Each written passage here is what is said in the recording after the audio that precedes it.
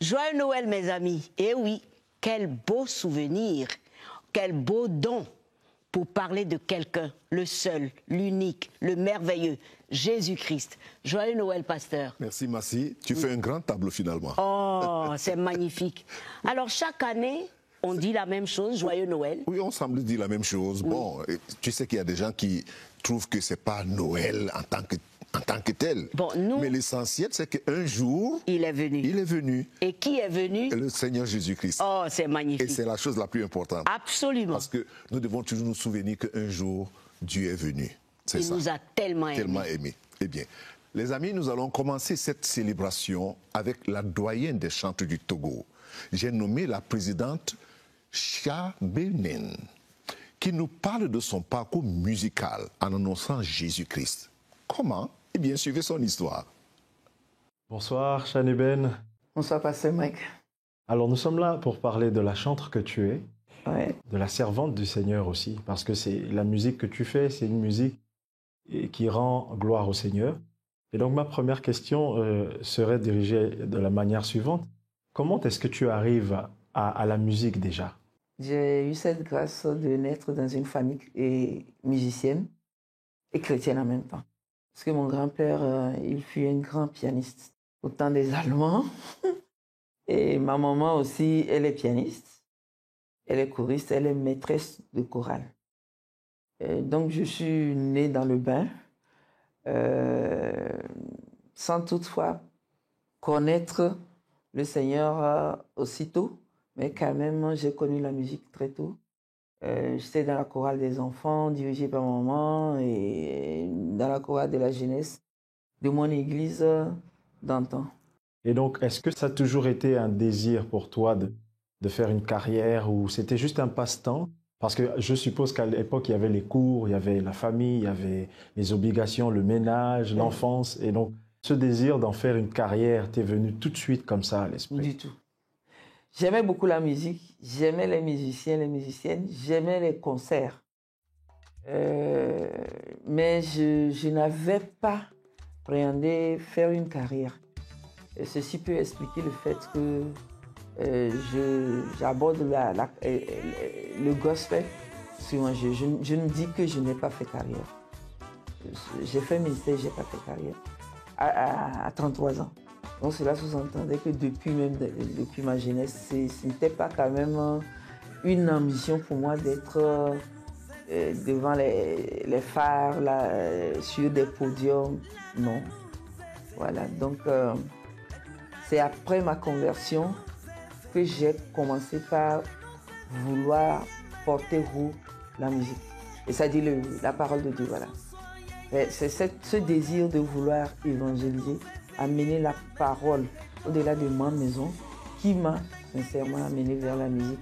Et c'était après avoir ressenti un appel pour cela. Mais déjà, avant de ressentir cet appel, tu as parlé de conversion. Comment se passe ta conversion à Christ? Oui. Ma maman fut fils d'un catéchiste d'une église presbytérienne. Donc du coup, dardard, on y allait. C'est-à-dire, on n'avait pas de choix. Et puis moi, j'aimais bien l'ambiance. J'aimais bien l'ambiance de l'église, tout ce qui s'y passait. Mais je ne savais pas que je n'étais pas né de nouveau. Et même déjà à 17 ans, j'ai eu cette grâce d'être la présidente de la jeunesse. Il a fallu qu'il y ait un professeur qui soit affecté dans notre ville et qui ait intégré notre chorale. Il a commencé par nous parler de la conversion. Du fait qu'on puisse aller à l'église tout le temps, mais sans avoir une relation avec le Seigneur. Et là, j'ai compris que j'étais dans le cas de ceux qui n'avaient pas de relation forcément. On venait juste à l'église, on ne lisait pas la Bible. Et petit à petit, j'ai commencé par vouloir mieux connaître le Seigneur. Et c'est en ce moment où il y a eu une croisade. C'était en classe de première, mais à 18 ans. Il y avait une croisade de la jeunesse en mission. Et on a fait un appel. Et c'est là où j'ai fait le pas pour recevoir le Christ. Et en même temps, j'ai intégré le groupe biblique de ce professeur. Donc, c'est à ce moment que j'ai commencé par vraiment marcher avec le Seigneur.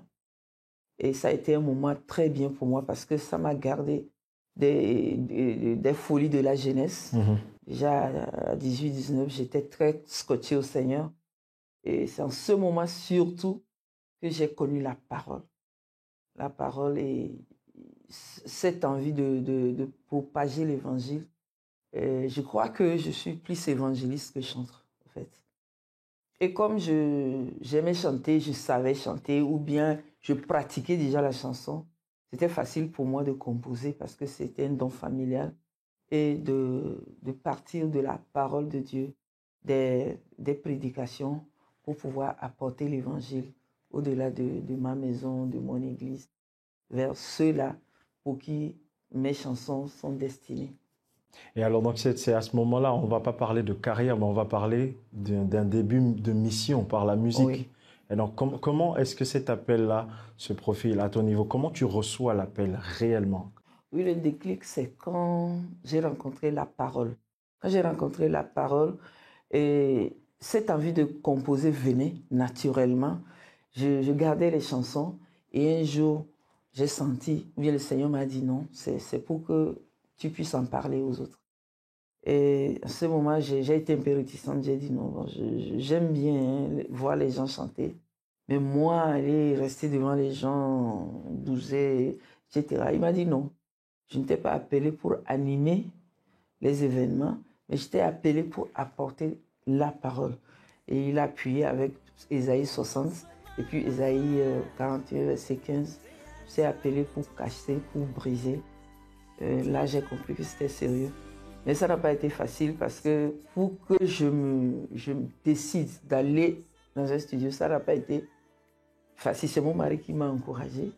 Même le jour où je devais y être, j'y allais. Entre-temps, je me suis dit, qu'est-ce qui prouve que c'est Dieu? Je voulais retourner et puis j'ai vu une voiture qui passait devant moi. On a écrit « Tout est grâce ». Et je me suis dit, j'ai compris que c'est Dieu qui parlait en fait. Parce que la façon de la voiture a contourné, s'est retrouvée devant moi. J'ai dit, bon Seigneur, je capitule. Et c'est là où j'ai pris tout le courage à deux mains et je suis rentré dans un studio. J'ai commencé comme ça l'aventure avec le Seigneur. Et dans cette belle aventure, des albums, des singles, des maxi-singles? Oui, j'ai 5 albums avec au moins 50 morceaux. Et en quelle année est sorti le premier album? En 2003. 2003. Et avec quel titre t'es-tu fait connaître? Oui, Dipo Fiadoupé. Dipo Fiadoupé, ça veut dire le royaume des cieux. Je suis parti de Matthieu 6, le verset 33. Cherche d'abord le royaume de Dieu et tout te sera donné. Et ne t'inquiète pas pour tes besoins, pour les choses de ce monde. Quand Dieu décide de s'occuper de toi, il le fait. Donc, vis le repos, cherche le royaume de Dieu. Alors, je te remercie, mais déjà, peut-être pour finir, est-ce que tu auras un message d'encouragement peut-être à l'endroit de ces personnes-là qui sont peut-être appelées à un ministère évangélique? Oui, je voudrais dire à ceux-là qui sentent l'appel de répondre oui à l'appel. Mais en même temps, je dis toujours aux jeunes, ou bien à toute personne, vous n'êtes pas obligé de faire le gospel. Le gospel, c'est tout un autre domaine, c'est une vie. Vous aimez chanter, allez chanter tout ce que vous voulez. Mais si vous prétendez, ou si vous dites, ou si vous ressentez un appel, s'il vous plaît, prenez cela au sérieux, parce que l'appel de Dieu, c'est une vie. Donc, faisons tout pour être attachés d'abord à Dieu lui-même, à la parole, et à reconnaître que notre vie est une vie consacrée. Et qu'un jour, vous serez récompensés par rapport à tout ce que vous aurez fait. Les bergers à Bethléem avaient entendu l'annonce de la bonne nouvelle du Sauveur par les anges qui chantaient leur joie. Eh bien, aujourd'hui, les chantres comme Chaneben continuent à célébrer le salut et tous ses bénéfices, pasteur. Et des grands bénéfices, faut et le les dire. grands bénéfices. Les grands bénéfices. Oh. Chaque année, Massi, ça s'annonce et ça se chante. Voilà. Chaque année, ça s'annonce et ça se chante. Et ce qui serait très bien, c'est que les gens comprennent, acceptent, célèbrent et bénissent le don de Dieu. En fait, il faut que cela ait un sens. Oui. Pas seulement de dire Joyeux Noël, mais il faut que cela ait un sens dans la vie des gens. Oui. Que de savoir qu'un jour, Dieu a visité l'humanité. Alléluia. Avec un amour inconditionnel. Absolument. Les amis, souvenez-vous toujours, parce que le Seigneur, il nous aime. Mais ne nous quittez pas, à tout de suite.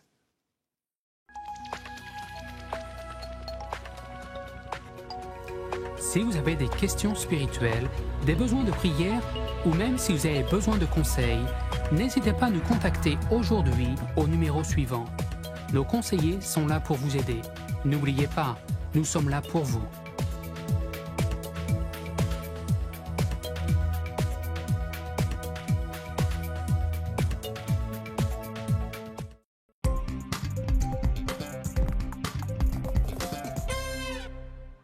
Bienvenue à notre célébration de Noël et c'est bien le cas de Diana qui, après une grossesse difficile, avait eu un accouchement risquant sa vie et celle du bébé dont le cœur fut ranimé pendant plus de 20 minutes. Il passa ensuite 6 semaines aux soins intensifs et le jour de Noël, quelle surprise, quel cadeau merveilleux. Regardez. Au début, je n'y croyais pas. C'était tout à fait inattendu. Nous étions très excités parce que nous avions beaucoup prié. La nouvelle avait surpris Diana et Lee Mork. Ils attendaient un enfant. Cela faisait 8 ans qu'ils avaient eu leur premier et unique enfant, Abby, en 2011. Il leur avait fallu 5 ans de traitement de fertilité et le couple avait pratiquement abandonné l'idée d'une nouvelle grossesse. Nous étions simplement stupéfaits que cela se produise et nous savions que Dieu nous avait donné cet enfant. Tous les examens et échographies habituels révélèrent que le bébé était normal et en bonne santé et que le couple allait avoir un fils. Diana était impatiente de le rencontrer. Lee, cependant, sentait que quelque chose n'allait pas. Je me suis dit, Dieu, pourquoi suis-je inquiet? Pourquoi? Je sais que Dieu dit, ce que je commence, je l'achèverai. Je ne devrais pas m'inquiéter. Mais c'est alors que j'ai commencé à prier. Cependant, à 40 semaines, Diana ne montrait aucun signe de travail et les médecins décidèrent de déclencher l'accouchement. Sur le chemin de l'hôpital, Lee décida de faire part de ses inquiétudes à Diana. Il m'a dit qu'il avait eu l'impression que quelque chose allait m'arriver. Je lui ai répété que tout irait bien. Après avoir provoqué l'accouchement de Diana, les inquiétudes de Lee se concrétisèrent. Après 4 heures de travail, elle n'avait toujours pas progressé. J'ai eu l'impression que quelque chose s'était déchiré et j'ai ressenti une douleur insupportable. Ma tension artérielle a chuté, j'ai vomi dans la poubelle, c'était horrible. Désormais, Diana et le bébé étaient en danger. Diana subit une césarienne d'urgence. J'étais tellement inquiète pour Jack et je souffrais tellement qu'à un moment donné, je me suis demandé si j'allais m'en sortir. Tout ce que j'avais craint se produisait ici même. Je savais que Jack allait s'en sortir. Mais j'étais vraiment inquiet de perdre ma femme. Alors que Lee attendait à l'extérieur de la salle d'opération en priant, il demanda à sa famille et à ses amis de l'église de prier. J'ai vu des gens courir dans le couloir avec du matériel. J'ai crié à Dieu, « Dieu, s'il te plaît, tu m'as promis, tu m'as dit que tout irait bien. Tu m'as dit que tout ce que tu commencerais, tu le finirais. » Finalement, Diana sortit de la salle d'opération. Son utérus était rompu et elle avait perdu beaucoup de sang, mais elle allait bien. Le bébé qu'ils avaient appelé Jack ne l'était pas. Lorsqu'il est né, son cœur ne battait pas. Il ne réagissait pas. Il a fallu 23 minutes au personnel pour réanimer le nouveau-né qui pesait 5 kilos. Craignant pour la vie du bébé ou des lésions cérébrales permanentes, les médecins décidèrent de transporter Jack dans l'unité de soins intensifs néonatales d'un hôpital voisin à Birmingham, en Alabama. Diana se souvient avoir vu son fils avant qu'il ne soit emmené. Ils l'ont enroulé dans une petite boîte transparente à côté de mon lit et j'ai pu frotter le dos de sa petite main avant qu'il ne l'emmène. C'est tout ce que j'ai vu. Je suis entré dans la pièce et il était rempli de tubes. J'ai dit, « Jack !» Il s'est retourné, m'a regardé et a saisi mon doigt. J'ai tout de suite su qu'il allait s'en sortir. À l'hôpital de Grandview, les médecins placèrent Jack sous une thérapie de refroidissement pour éviter d'aggraver les lésions cérébrales. Ils donnèrent peu d'espoir au couple. Même s'il vit, il y a de fortes chances qu'il souffre de lésions cérébrales, d'une paralysie cérébrale ou de problèmes de développement. Nous n'avons pas pu le porter pendant 10 jours. Il était relié à tant de fils. C'était éprouvant, très éprouvant. Au bout de 2 semaines, bébé Jack respirait seul. Mais il ne réagissait pas du tout et ne mangeait pas. Vous vous inquiétez de l'avenir de votre enfant. Quel genre de vie pourra-t-il mener? Tout le monde autour de moi me disait à quel point c'était sérieux. Cela a vraiment mis ma foi à l'épreuve, parce que j'entendais une chose de Dieu, mais je voyais autre chose. À ce moment-là, une vague de prières sur les réseaux sociaux se répandit dans le monde entier. Entre-temps, les médecins procédèrent à un second EEG et à une IRM. Les résultats étaient encourageants car ils ne montraient aucune lésion cérébrale. Jack ne mangeait toujours pas et sa voie gastro-intestinale présentait des problèmes. Nous avons demandé à Dieu de le guérir. Nous avons continué à prier. Dieu, il est vivant. Je sais qu'il l'a sauvé, mais je veux qu'il soit en bonne santé. Puis, un signe d'espoir. Après avoir passé Thanksgiving à l'hôpital, Lee et Diana commencèrent à prier pour qu'il revienne à la maison pour Noël. L'état de Jack s'améliorait, mais les médecins voulaient que tous ses problèmes médicaux soient résolus avant sa sortie. La veille de Noël, ils changèrent d'avis et renvoyèrent Jack à la maison. C'était le plus beau Noël de tous les temps. Le plus beau cadeau de Noël que l'on puisse me faire. Diana et Lee savaient qu'il fallait encore attendre.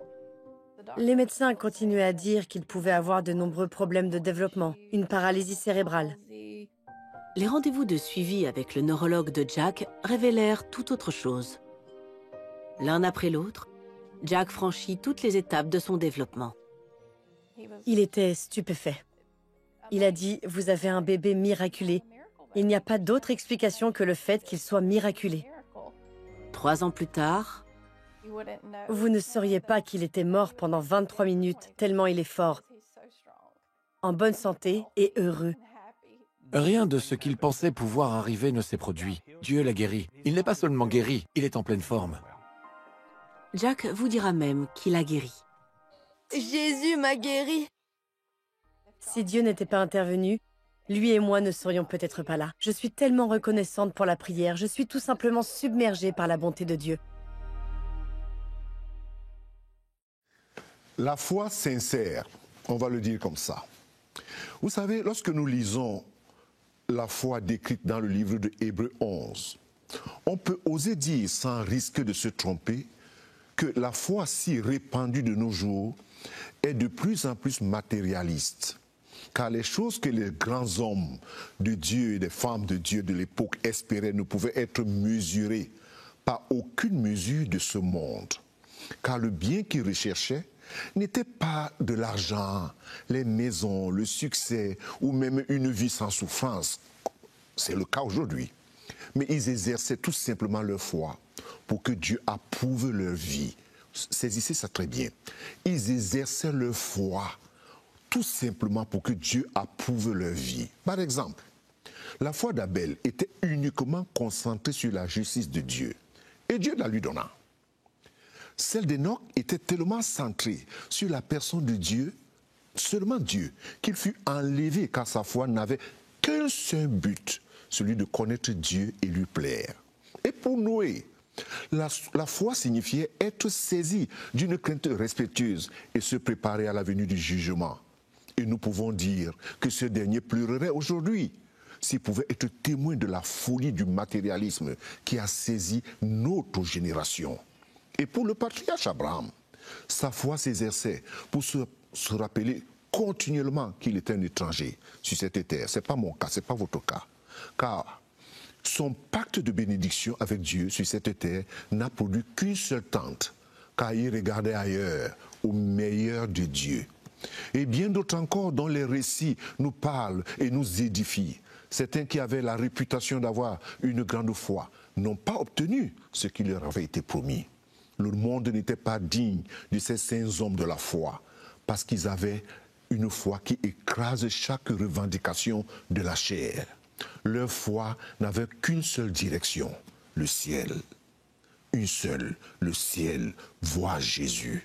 Est-ce que tu veux prier avec moi? Il faut que cette célébration de cette fête ait un sens pour toi. Vraiment un sens. Et de dire, Seigneur Dieu, je voudrais te demander vraiment pardon de ma folie et de mon cœur.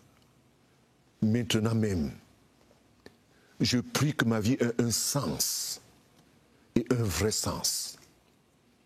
Et j'invite Jésus dans mon cœur comme mon sauveur et mon Seigneur personnel. Je te remercie, Seigneur. Amen et Amen.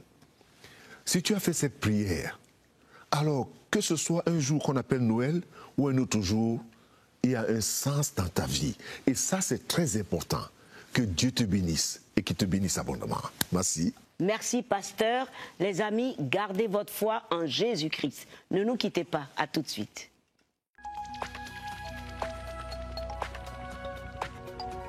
Si vous avez des questions spirituelles, des besoins de prière ou même si vous avez besoin de conseils, n'hésitez pas à nous contacter aujourd'hui au numéro suivant. Nos conseillers sont là pour vous aider. N'oubliez pas, nous sommes là pour vous.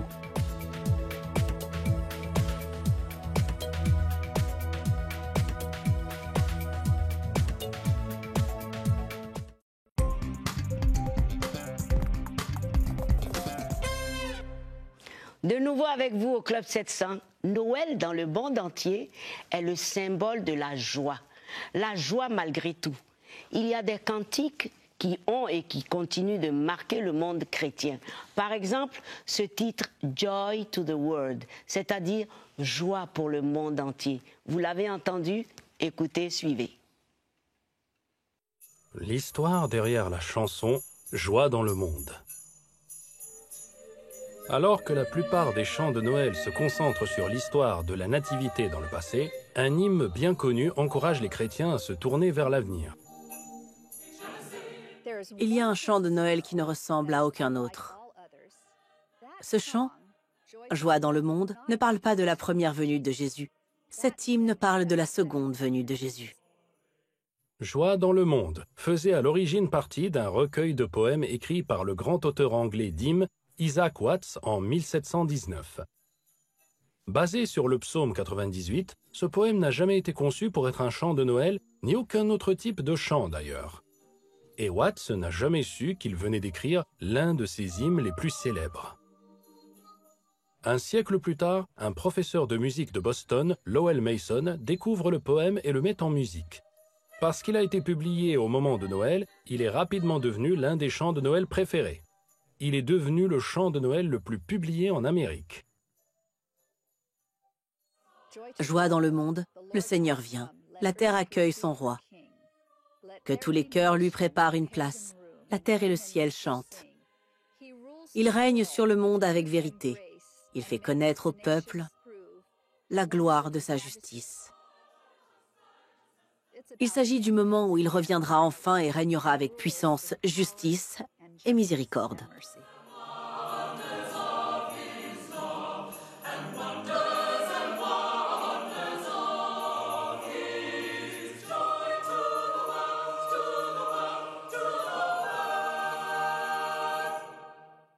Alors, pasteur, Noël célébré dans l'amour, mais surtout dans la foi. N'est-ce pas? Le ministère sur la foi. Oui.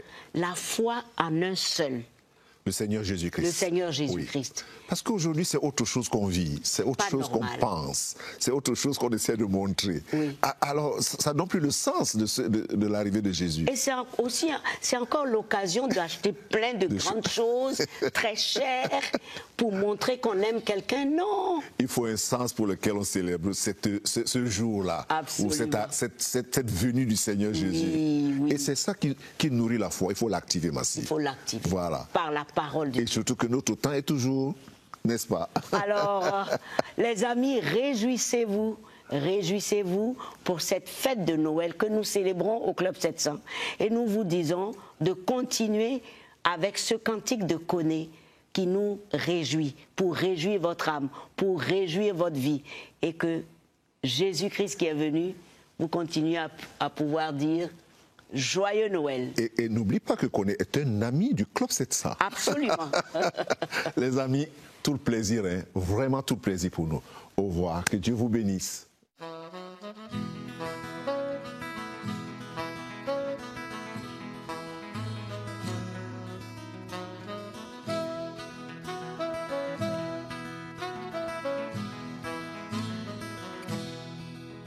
Je chanterai ton nom je chanterai ton nom. Tu as fait éclater ta gloire sur moi. Tu as fait éclater ta gloire sur moi. Tu es ma force, la source de mon salut. Tu es ma force, mon Dieu, mon bouclier. Tu es ma force, tu es ma force. Tu es ma force, tu es ma force, tu es ma force, mon Dieu, tu es ma force, tu es ma force, mon âme t'exalte et mon esprit se réjouit en toi, à ma grande amène. Tu m'as secouru.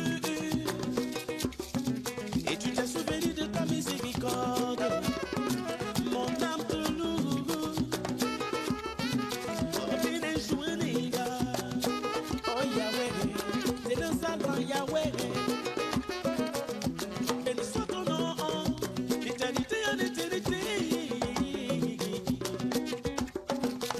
Bien est ton faveur, comme le Jésus, à toi appartient la sagesse et la force.